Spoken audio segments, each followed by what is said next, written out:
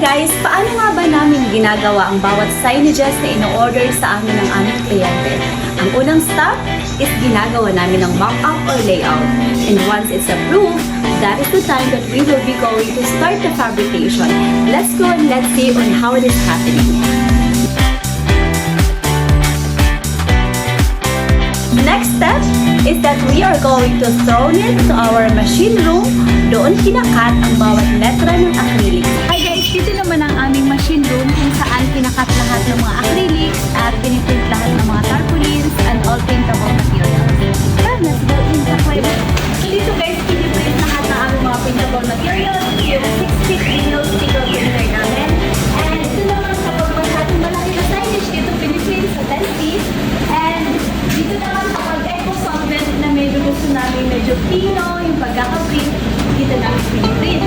And yung mga acrylic naman namin, dito namin pinakat. Yung mga letra na nakita nyo kanina nakabindat na may ilaw, ganito lang talaga yun.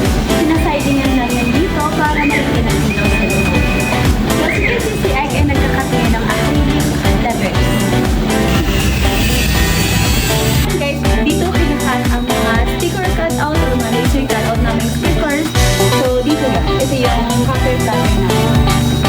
Guys, tingnan nyo kung paano namin ginagawa ang bawat signages na aming pinakalat. So, dahil hindi na kami tumatanggap ng bawat signages, we do accept also modulars, kiosks, booths, kagaya nito, meron kaming tinanggap na table reception. Ito yun.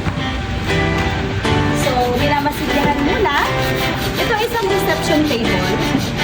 So, ito yung ating mga pintor, namely, Dennis and JP. Tapos ito naman back wall. Normally yung mag-order sa aming mga booth events, mga events sa mga company, mga 2 days or 3 days lang sila sa event space. So ito yun. Ito yung backdrop. Ito para sa Mega Mall, ito i-deliver tomorrow. Kaya medyo nirarush nila ngayong tapusin. Ito yung signage acrylic na sinabi ko sa inyo kanina. Ang ginagawa dito is kinakat muna siya isa-isa.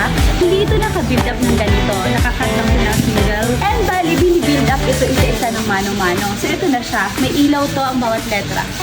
Ito naman, ito yung mga signages na itatakip doon sa Gold Fortune textile. Ito yun kapag walang takip yung letra niya. Ang mga takip niya ay ito. Tinatakip niya yung guys. So itong mga kiosk, back wall, reception table, and signages, and company logo, tomorrow ito lahat i-deliver sa SMA. That is just a 3-day event ng aming client. Ito guys, yung mga nabalo na.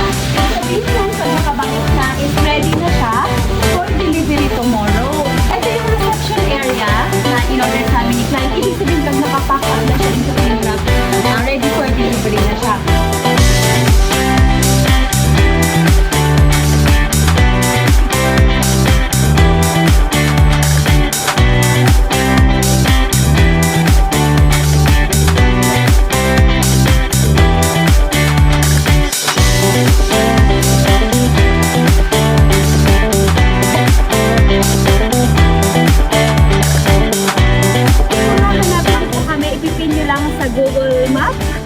Global Print Advertising Corp. Ito na kayo mismo dadalhin sa aming warehouse.